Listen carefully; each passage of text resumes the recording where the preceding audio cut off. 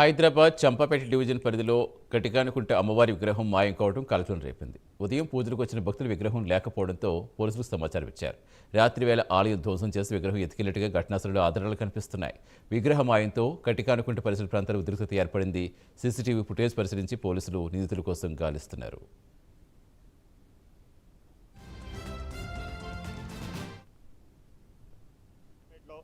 సంతోష్ మాత temple, Durgamata temple విగ్రహం, పంచలోల విగ్రహం, ఇంకోటి అమ్మవారి మట్టి విగ్రహం ధ్వంసం చేసి కొంతమంది దుండగులు అమ్మవారి విగ్రహం ఎత్తుకోవడం జరిగింది.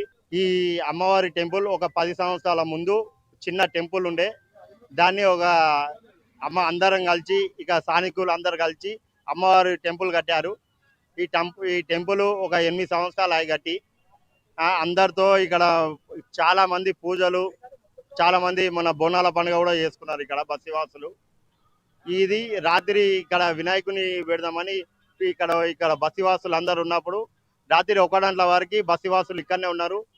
అప్పుడే వినాయకుని బుక్ చేసి వచ్చినారు. వీళ్ళు వచ్చినాక 1 నుంచి 2 మధ్యలో ఈయనే ఉన్నారు.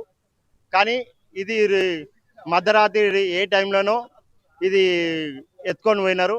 ఇక్కడ కొంతమంది ఇబ్బంది చేసి ఉండే, అప్పుడు కొంతమంది ముస్లింలు కూడా ఈ ల్యాండ్ ఓనర్స్ కానీ అప్పుడు పెట్టనీయలే టెంపుల్. అప్పటి నుంచి ఒకసారి టెంపుల్ కట్టినప్పుడు కూడా కూలగొట్టడం జరిగింది, ఇబ్బంది చేసినారు.